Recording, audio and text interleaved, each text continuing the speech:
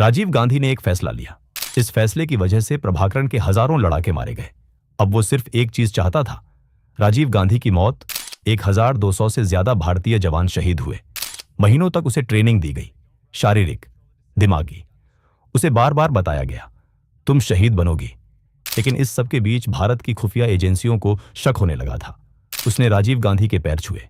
राजीव गांधी ने उसे उठाया और फिर धमाका। इतना तेज धमाका कि 500 मीटर दूर तक सुनाई दिया। इतना बड़ा धमाका कि 10 मीटर के दायरे में सब कुछ उड़ गया। एम्बुलेंस आई, लेकिन बचाने को कुछ नहीं था। कैसे एक 17 साल की लड़की भारत के सबसे ताकतवर आदमी के इतने पास पहुंच गई? और क्या यह सब रोका जा सकता था?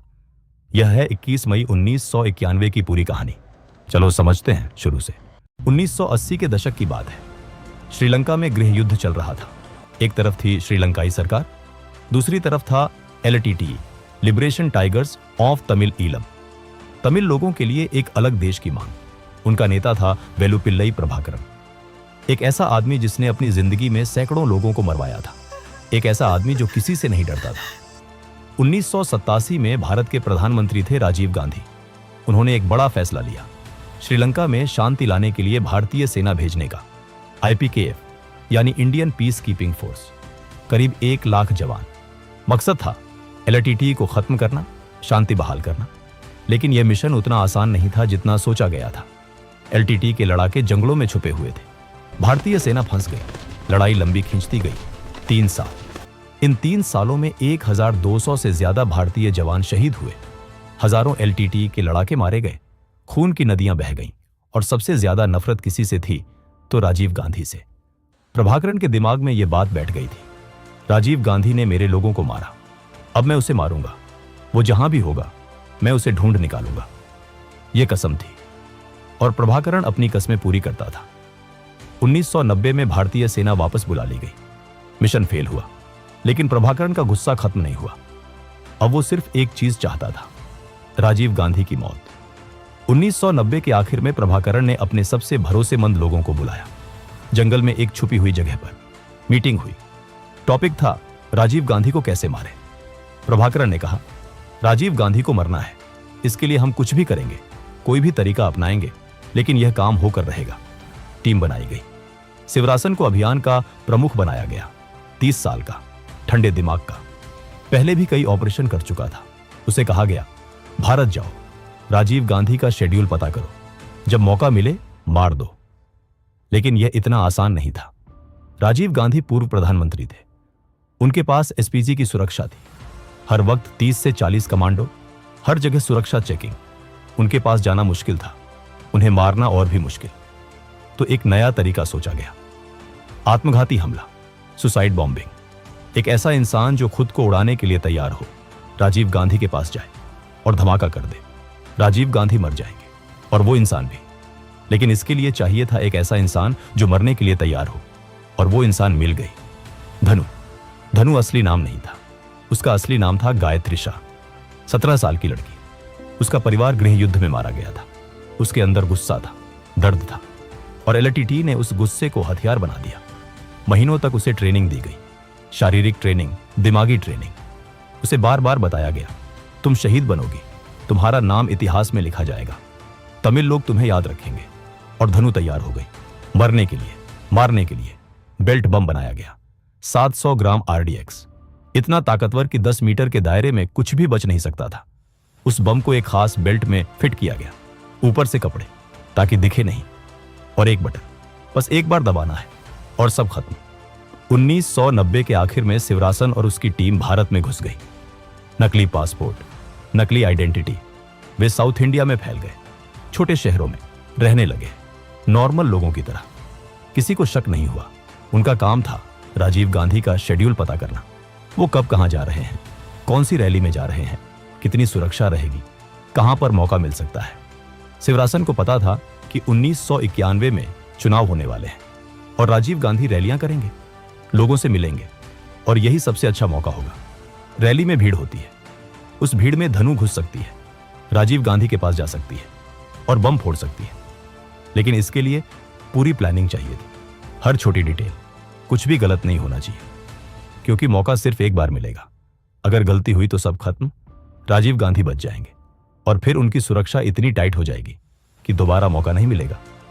फरवरी 1991 में एक और सदस्य टीम में शामिल हुआ, नलिनी, 25 साल की। उसका काम था टीम के लिए घर ढूंढना, खाना बनाना, बाहरी दुनिया से संपर्क रखना। वो मद्रास में रहने लगी, एक छोटे से फ्लैट में, और वहीं से पूरी योजना चलने लगी। मार्च 1991 में टीम को पता चला कि चुनाव की तारीखें अप्रैल मई में होंगी। राजीव गांधी साउथ इंडिया में कैंपेन करेंगे, तमिलनाडु में कई रैलियां होंगी। यह सुनकर शिवरासन खुश हो गया, मौका आ गया है। लेकिन इस सब के बीच भारत की खुफिया एजेंसियों को शक होने लगा था। रॉ यानी रिसर्च एंड एनालिसिस विंग, उनके पास श्रीलंका से सूत्र थे। उन सूत्रों ने बताया था एलटीटी कुछ बड़ा प्लान कर रही है, राजीव गांधी टारगेट हो सकते हैं। रॉ ने यह इंफॉर्मेशन आगे भेजी, चेतावनी दी गई, राजीव गांधी की सुरक्षा बढ़ाई जाए, खतरा है। भारत की आंतरिक खुफिया एजेंसी, उन्हें भी कुछ सूचनाएं मिली। तमिलनाडु में कुछ संदिग्ध लोग देखे गए। कुछ लोग राजीव गांधी के बारे में बहुत ज्यादा पूछताछ कर रहे थे। आईबी ने भी अलर्ट जारी किया। लेकिन इन सब चेतावनियों का क्या हुआ? कुछ खास नहीं। राजीव गांधी की सुरक्षा नहीं बढ़ाई गई। कई वजहें थीं। पहली, हर दिन कोई ना कोई खतरे की सूचना आती है, सबको गंभीरता से लेना मुश्किल है। दूसरी, राजीव गांधी पूर्व प्रधानमंत्री थे, लेकिन अभी प्रधानमंत्री नहीं थे, तो शायद सरकार ने उतनी गंभीरता से नहीं लिया। तीसरी, किसी को यकीन नहीं था कि कोई सच में भारत की धरती पर एक पूर्व प्रधानमंत्री पर हमला करेगा। यह सबसे बड़ी गलती थी, और इस गलती की कीमत बहुत भारी चुकानी पड़ी। लेकिन सिर्फ सरकार की गलती नहीं थी, एक और बड़ी समस्या थी, और वो खुद राजीव गांधी। राजीव गांधी को एसपीजी की सुरक्षा पसंद नहीं थी। वो कहते थे, मैं अपने लोगों से मिलने आया हूं, अगर मेरे और लोगों के बीच सुरक्षा की दीवार होगी तो मैं कैसे जनता से जुड़ूंगा। यह विश्वास उनके लिए जानलेवा साबित हुआ, क्योंकि उन्हीं अपने लोगों की भीड़ में छुपी थी मौत। 21 मई 1991, मंगलवार, गर्मी का मौसम। तमिलनाडु में तापमान 35 से 36 डिग्री था। सुबह से ही राजीव गांधी व्यस्त थे। मीटिंग, फोन कॉल्स, कैंपेन की तैयारी। उन्होंने अपनी सफेद कुर्ता पायजामा पहना, यह उनका पसंदीदा ड्रेस था रैलियों के लिए। राजीव गांधी एयरपोर्ट के लिए निकले। उनके साथ थे एसपीजी कमांडो, कांग्रेस के कुछ नेता, सहायक, सब नॉर्मल था। उसी वक्त श्रीपेरम्बदूर में शिवरासन और उसकी टीम अपनी तैयारी कर रही थी। धनु ने नए कपड़े पहने, चंदन की माला तैयार की गई, जिसके अंदर छुपा था बेल्ट बम। सुबह ने अपना कैमरा चेक किया, सब तैयार था। शिवरासन ने आखिरी बार धनु को समझाया, तुम माला पहनाने के बहाने राजीव गांधी के पास जाओगी, उनके पैर छुओगी, फिर धीरे से बटन दबा दोगी, बस सब खत्म। धनु ने सिर हिलाया। कोई डर नहीं था उसकी आंखों में। वो पूरी तरह तैयार थी। दोपहर हो गई। राजीव गांधी पहली रैली में पहुंचे, विशाखापट्टनम। भीड़ थी, भाषण हुआ, सब ठीक रहा। फिर वो श्रीपेरम्बदूर के लिए निकले। शाम के 6 बजे श्रीपेरम्बदूर में तैयारियां चल रही थी। स्टेज बना हुआ था, माइक लगे थे, लाइट्स लगाई जा रही थी। कांग्रेस के कार्यकर्ता व्यस्त थे, लोग इकट्ठा होने लगे। राजीव गांधी की रैली देखने 10,000 से ज्यादा लोग आए थे। रैली का टाइम था रात 10 बजे, लेकिन राजीव गांधी को लेट हो गया।